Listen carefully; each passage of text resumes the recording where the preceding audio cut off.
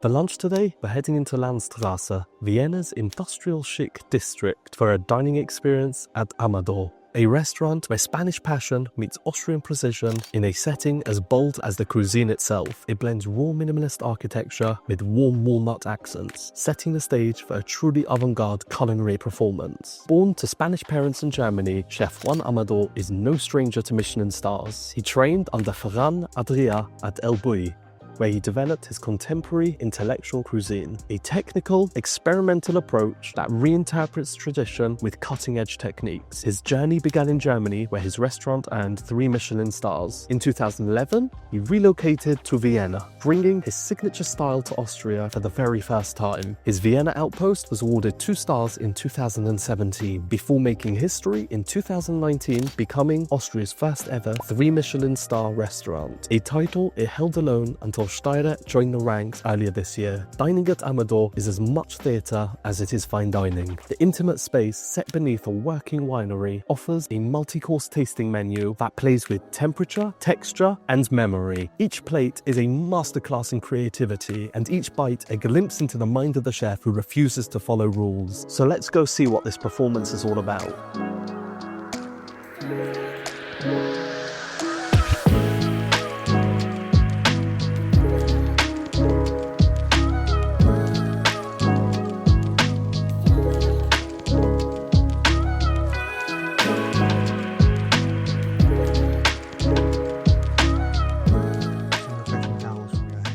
Dry ice to bring the towel to cleanse your hands. I like it. It is 12 o'clock, so we've got a non-alcoholic option to start. Maybe later on I'll go for a glass of wine or two.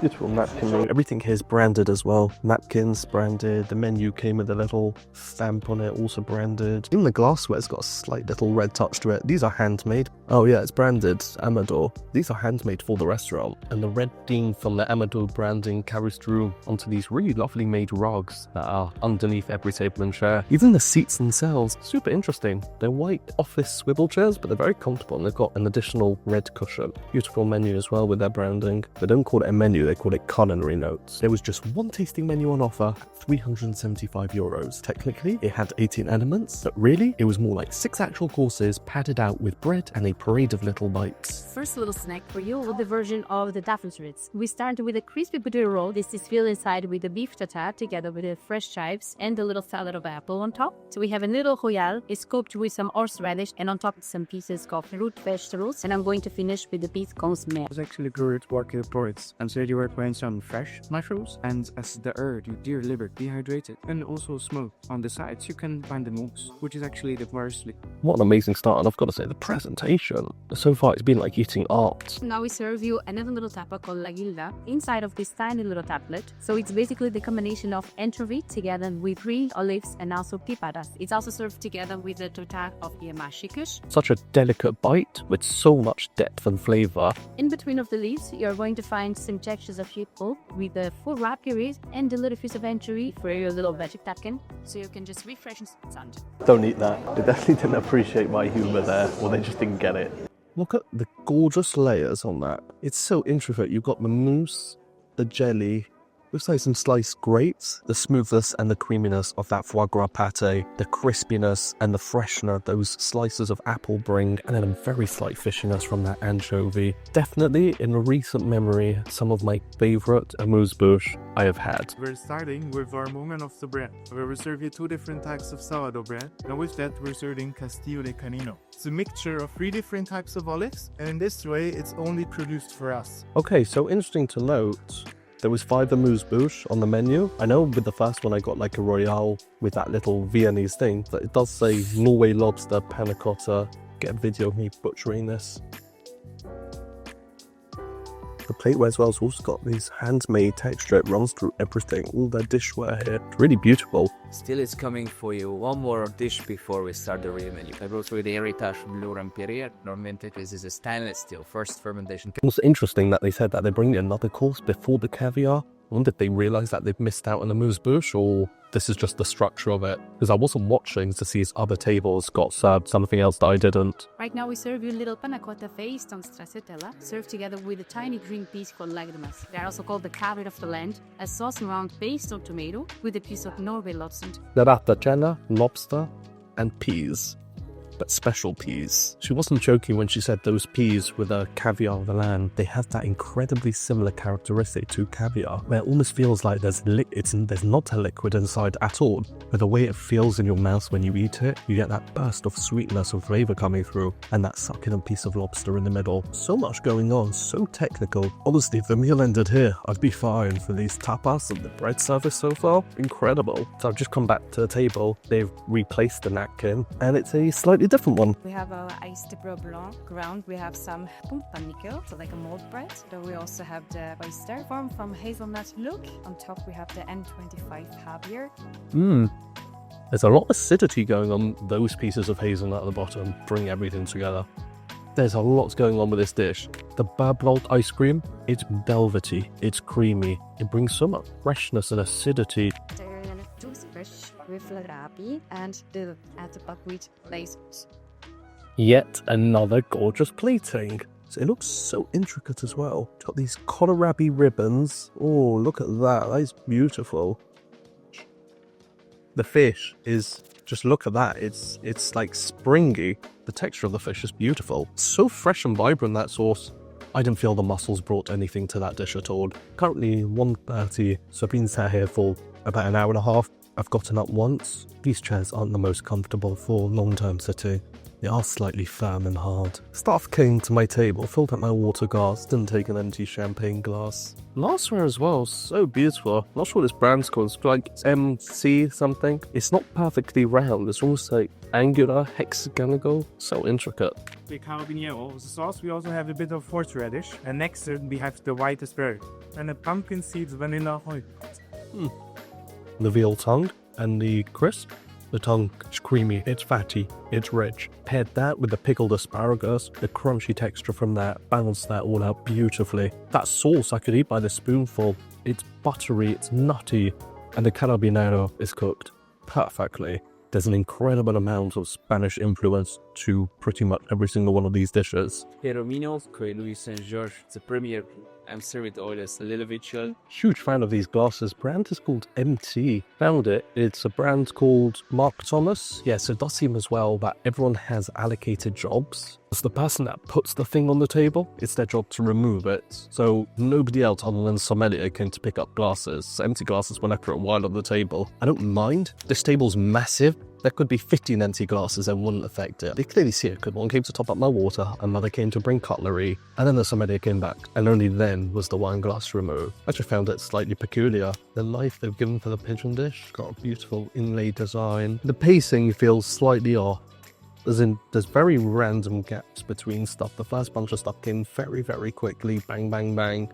And then even with the first couple of mains, and then it slowed down. Currently approximately 20 minutes since I've had the last course, and still no food. I'll keep you updated, but it's been more than 20 minutes. The pigeon breast is served together with a crust that's made from the purple curry. Around it you can find some textures of mango, some coconut puree. The sauce is also based on the purple curry. It has a reduction from or fine beetroot to get these very strong colors. 2:24, 25 minutes, just by the way. Before you even get to see the plate, the aroma of the intense curry spices just hits you, and it's wonderful. So that cuts through beautifully. It is silky smooth. Color on that pigeon. The pigeon alone is cooked beautifully. Slight acidity in that sauce as well. Where I'm finding most of the flavours comes from is these little dollops of the coconuts and mango puree. Those individual coriander and shiso leaves on top add such a prominent flavour. It's completely different in both flavour and style to anything we've had today. I enjoyed every single morsel and bite of that dish. It just feels very out of place in today's menu. And this one is a vintage port from Quinta do Vesuvio con Baixia Corvo from really windy area of the Douro Valley.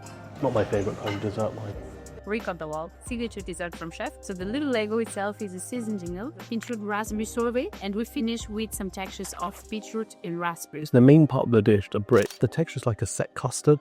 Delightfully creamy, very milky. There's a huge blend of spices running through there. Outside of that brick, I didn't necessarily enjoy each individual component on its own. With everything all together, it blends together so harmoniously. It's a little lollipop. The ice cream popcorn together with miso and also noris. The dominant flavour to that ice cream lollipop was definitely the miso. The seaweed I didn't really get at all. It's the after strudel 2.2. Definitely wasn't your classical apple strudel by any means at all. The flavours are reminiscent of it. The concept behind that, incredible. The white one, which is the tiramisu pudding. And next up, we have this hazelnut truffle and white chocolate. Our interpretation of the deconstructed Mozartkuchen, your traditional Austrian praline, more or less, the combination of pistachio, hazelnut, marzipan, and nougat. For a final bite, or should I say course, because this isn't just a bite, it's a full dessert. It's coffee time.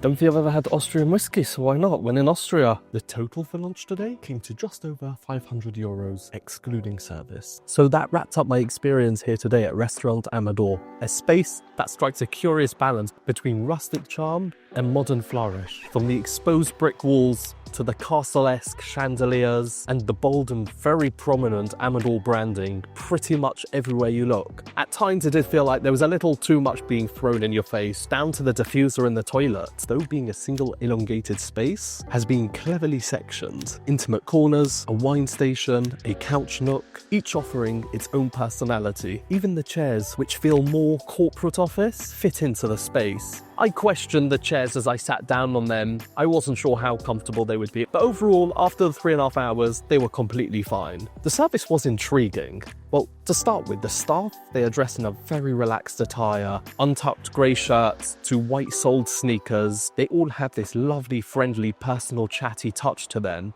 However, the service was lightly attentive and at times bordering on hands-off. There was more than one occasion where staff had come to fill my glass and just left an empty wine glass sitting there. Not only that, immediately after, another member of staff came to place cutlery, still ignored the wine glass. It's almost as if the person who placed the item, the utensil on the table is responsible for removing it. So it was only when the sommelier came, then the wine glass was taken off the table. I don't see this thing as being such a big deal. There was a service station right next to my seat where even temporarily if it was to be moved over to the side, it's little things that you would expect for the level of service of a 3 Michelin-starred restaurant. There was also moments where the rhythm of the meal felt slightly out of step and the pace being slightly off.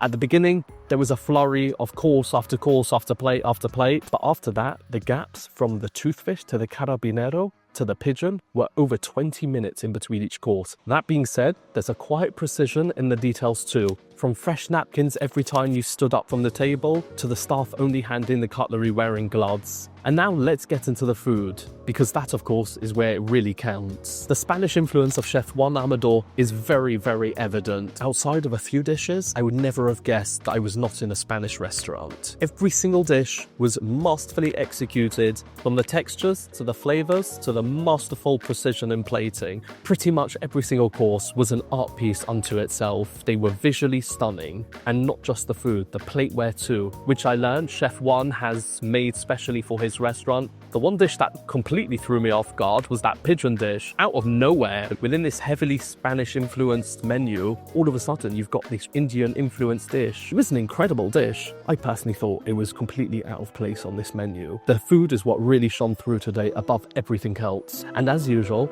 thank you for watching. On to the next one. Goodbye.